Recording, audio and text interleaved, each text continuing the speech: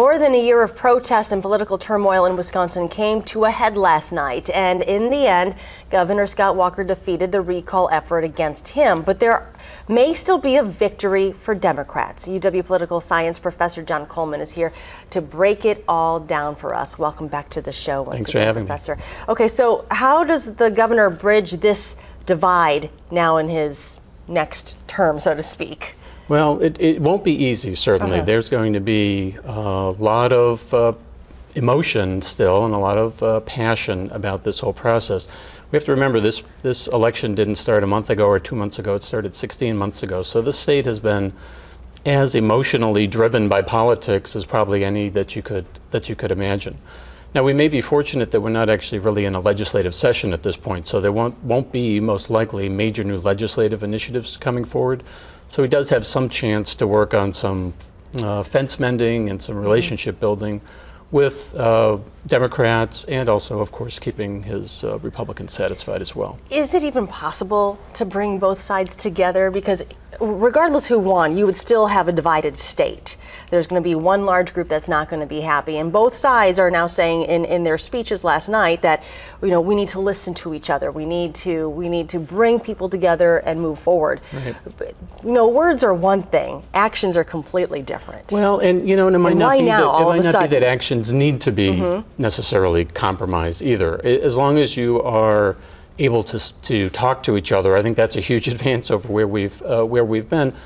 Elections have consequences. Politics and government has consequences. So I don't know that everything needs to be a compromise, but you want people to feel like they've at least been able to express their opinion on whichever side it might be. So I think this is probably a little more about process, about people feeling comfortable with process, than it will be with the outcomes. The reality is the governor is the governor, and you know, he does not look like he'll have a majority in the legislature now. Maybe he will after the November election. That means that his initiatives will get priority. That's the way that it works. But there may be something about the style and the process, and he's talked about that, saying that he might have done things differently had he had a chance to do it again. Well, it appears the Democrats could possibly have won control of the state Senate. What will that mean if it comes out that John Coleman did indeed win? What is that going to mean for the governor and the future legislation that he Well, there wouldn't be much legislation coming up now, between now and the election in any case. They'd have to call the legislature back into session. There was some talk about doing that for mining legislation and for a venture capital bill.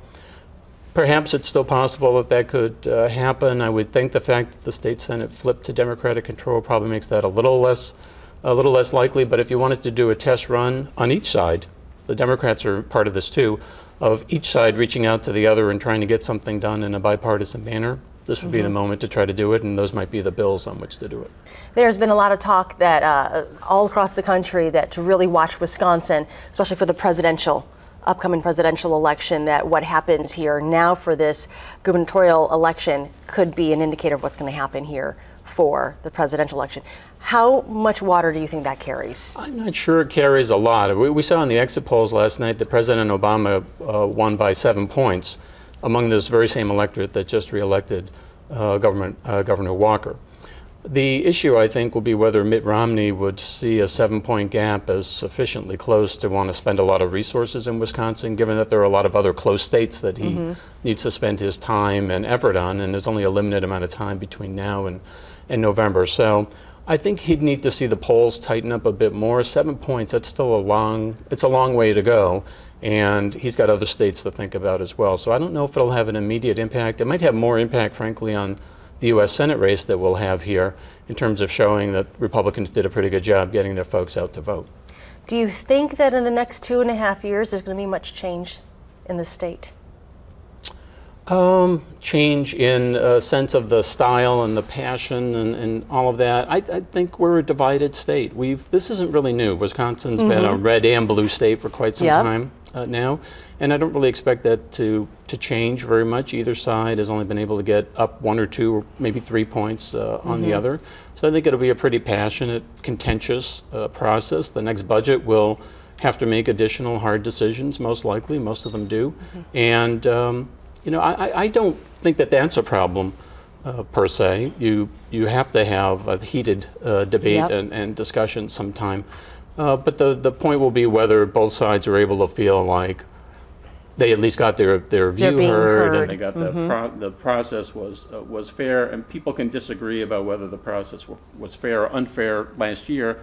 But ultimately, right now, that doesn't really matter because last year's done, this election is done. It is at some point time to move on. Okay, so just, if anything, we sure know how to keep things exciting. We do. All right, Professor, thank you very much.